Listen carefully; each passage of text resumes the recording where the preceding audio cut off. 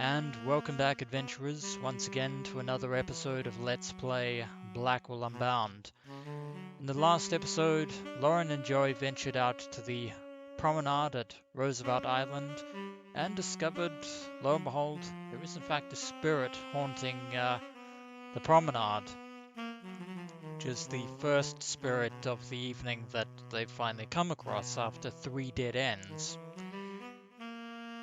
That is the easy part out of the way, however, and the hard part is, first and foremost, convincing the ghost that he is in fact a ghost, because he still thinks that he's alive. He also still thinks he's playing at the venue that he apparently frequented when he was alive.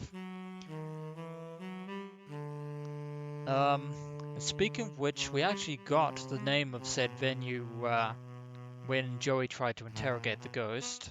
Johnny Ivory's, which we could spend the entire evening looking for it in the streets of New York, but that is the equivalent of finding a needle hidden in a city full of hay bales and haystacks. A city the size of New York. That is quite the conundrum. But fortunately, Lauren reminds Joey that they can just use the handy-dandy detective's guide known as the phone book. So without further ado, let us leave. Because we stand around for too much longer, Lauren is just going to go through an entire pack of cigarettes before the night is done. We don't really want that. Also, if Joey tries to move away and Lauren just throws another cigarette onto the doormat, there, fantastic. As I was saying, Joey, because he is bonded to Lauren as a spirit medium, he can't go too far away from her. So if she were anywhere she goes, he has to follow, even if he wanted to or not. Now, of course, I don't think spelling correction really matters that much, but I'm going to do it anyway, because that's just how we roll. I say that and I forget to put the apostrophe. No. Johnny Ivory's, there we go. I had it right the first time. I'm not going crazy. Johnny Ivory's Jazz and Cabaret. It's on Bleecker and 7th Avenue. You up for some jazz, Joey? You mean we finally get to listen to some real music? Call it my special treat. Well, we were listening to real music being played by the ghost with his ghostly saxophone. Again, why the saxophone is incorporeal, that's something that's better left unsaid and unasked, because we're not going to get a satisfactory answer in either case. But well, yeah, we can give them a call just to well, prepare them in advance for our arrival, essentially. Busy. I better go over there in person. Oh well, never mind then. That's how it is. And well, Joey, come here. I'm all ears, sweetheart. before we go, let's just posit some more I thoughts. guess we better get out there and finish this thing. After you. Or maybe not. Any thoughts on our sax-playing ghost? No more than you, darling. He likes his music, that's for sure. I doubt we'll get anything useful from him. Yeah, so that basically means we have to head on out over to Johnny Ivory's about now. That's it for now. Yeah, we'll talk more later. And well, guess that's it. Come on, let's get out of here. Right behind you. away we go into the night, and turns out that Johnny Ivory's isn't actually, well, I actually don't know how far it is from Lauren's apartment, but it's closer than the promenade, that's for certain. So here we are, and it's actually quite a classy establishment here. But there is only one person other than us, and or other than Lauren, Joey, and myself, that is a piano player. He seems to be enjoying himself, even though there's nobody here to listen to him. We could stand here and listen to the music all day, but I doubt that he would appreciate Lauren just casually dropping used cigarettes all over the carpet here. So we're going to talk to Hey, him. mister. Yes? Got a minute? For a pretty thing like you, I got several. Huh. So what brings you here on such a sad night? If only you knew. But yeah. Of course, when it comes to the living, Joey has the exact problem that Lauren has with the dead. That is to say, the living don't tend to interact with ghosts for, well, obvious reasons.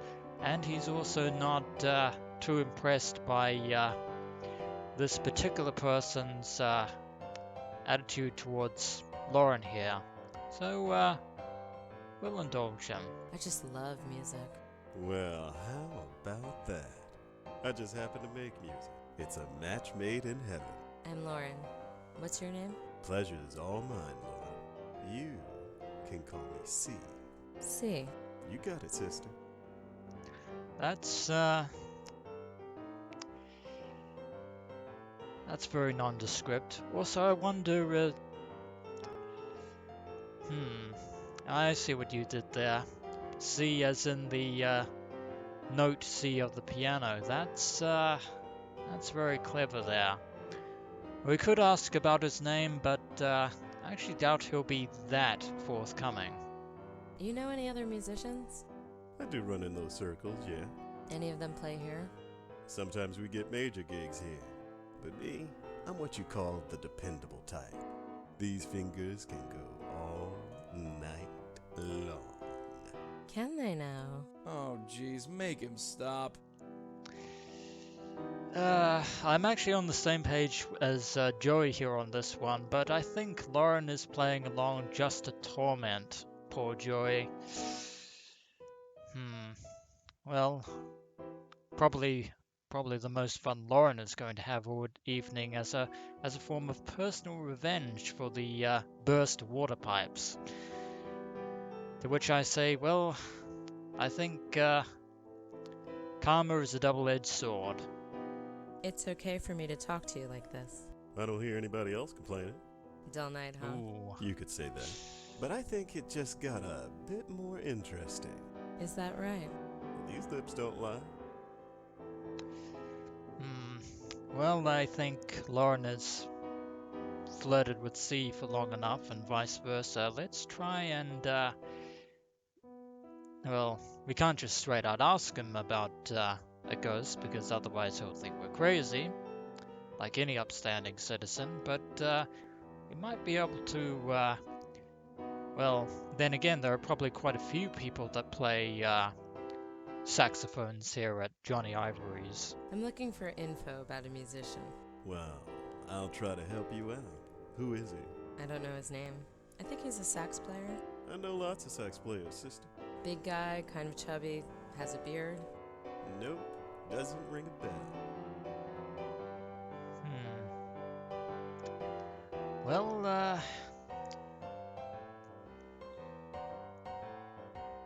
that was a bit of a dead end. Well, since we're here, we'll ask him about his name. Is that C like the water? That's C like a chord. It's the first chord I played, and you never forget your first. Ain't that the truth? Yeah, I called it. See you around. Anytime, sister. Let's see how Joey is doing. He looks right at home here. Sort of. Well, suppose we can This place is empty. Good. The less people, the better. examine the place, and that makes talking to see a lot better. Can't examine the shelf of alcohol there, but can actually have a look around at the photos behind C on the wall.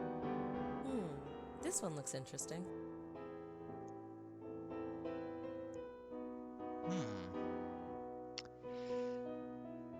Three people there. Interesting. And a plaque below, but before we look at that, let's have a look. Jazz player, concealed behind the two musicians playing here. The woman is blocking the piano player. I can't see his face. Well, The only thing holding up that dress is fate. Pretty girl, though. I wonder who she is. wonder if she's important. Let's have a look at this person who just happens to have a saxophone. But I wonder. That's him. The Jasmine Ghost from the promenade. Looks like we're on the right track. I'm thinking that it's the clothes that have given him away. Because, yeah. Clearly, he's a lot younger, but, and of course he has sort of, he doesn't have a big bushy beard, but, well, if Lauren says that he's our ghost, then he's our ghost, even though, we still have no idea as to the actual names of, these three individuals here. But, that brings us to the plaque. Courtesy of Jambalaya Records. Might be worth checking out. Jambalaya, eh? Looks like we're going back to the phone book in a short hurry. Of course, we were trying to take the photo. It's the Jasmine Ghost from the promenade. I thought Lauren was going to take the photo, but looks like she has more to say about these three musicians. The only thing holding up that pretty girl. Or maybe not. The woman is blocked. I can't see it. Okay, that's fine.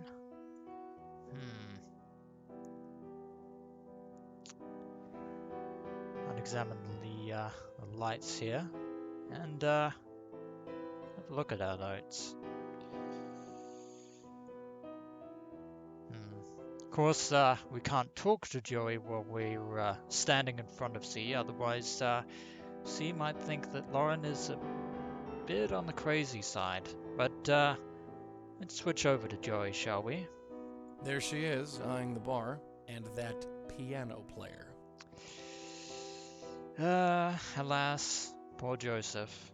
He's a swinger past his prime. Not bad on the piano, though. I just wish he'd keep his eyes on the keys. And there's Lauren with another cigarette. This one looks interesting.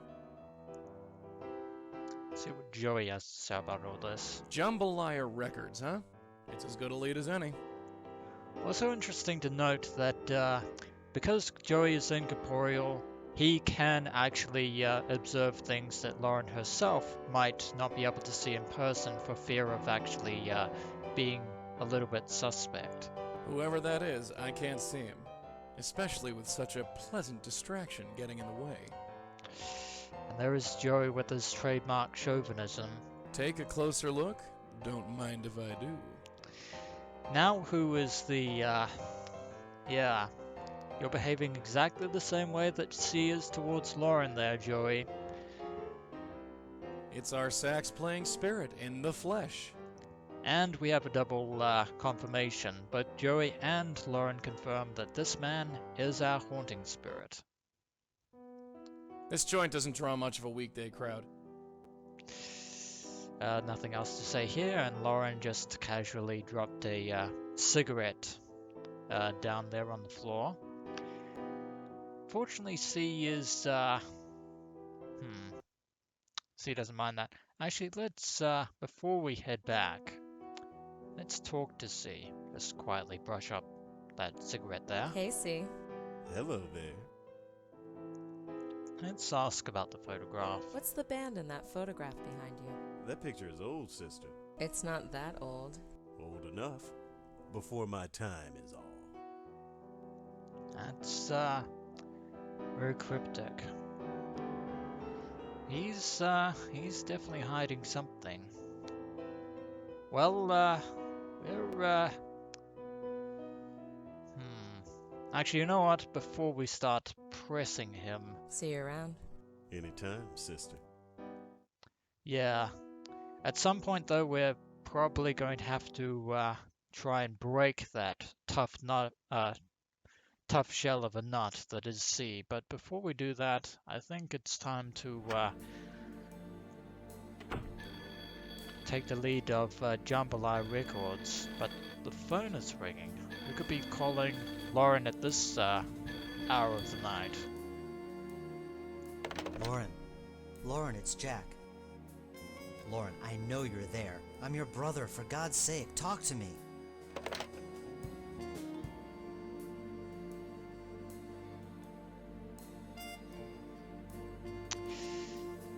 Yeah, that was Jack Blackwell, who of course was cameo voiced by none other than Dave Gilbert himself, who were recognized as Josh, the pastor who was working alongside Rabbi Russell Stone in Shiva. Which is interesting to know, but because Jack called Lauren, and Lauren's not actually taking that all too well, we can now call Jack, although doing so is probably going to be a bad idea. We'll do it anyway.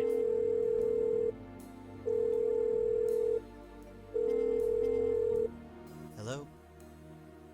Hello? Lauren, is that you? Sis? Jesus. Now, why'd you go and do that? Just back off, okay? All right. This is me backing off. Good. Yeah, Joey, does need to back off there, but what I was going to say is that Lauren still has, reservations about drawing Jack into all this, especially given what happened to Patricia. Which, needless to say, has definitely put a strain on the Blackwell siblings' relationship there. But in any event, it's Jambalaya Records, and fortunately enough, the entry there is long enough to actually put that in. Here we go. Jambalaya Records, 240 Essex Street. I'll jot that down. Actually, if we had a look at Jambalaya itself, use a capital there, DM. Yeah, probably should have done that first, but Jambalaya Catering, Jambalaya Publishing, Jambalaya's Used Cars. I'll have to be more specific. yeah, there are a lot of Jambalayas in New York, apparently. But, the one we want is Jambalaya Records, which just so happens to be the one that we're looking for. It's a good thing that there aren't multiple Jambalaya Records. And the Busy. line is also I better Also go over busy. there in person. Well, at least the addresses are all listed in the phone book. But, that being said, a lot has happened in this episode, so I'm going to call it the end of the episode of Let's Play Blackwell Unbound. And when we return adventurers, it's off to Jambalaya Records we go to try and find out the identity of our sax-playing spirit from a different source, because I get the feeling that C isn't going to be so forthcoming about that. Just call it a hunch. In any event, adventurers, until next we meet.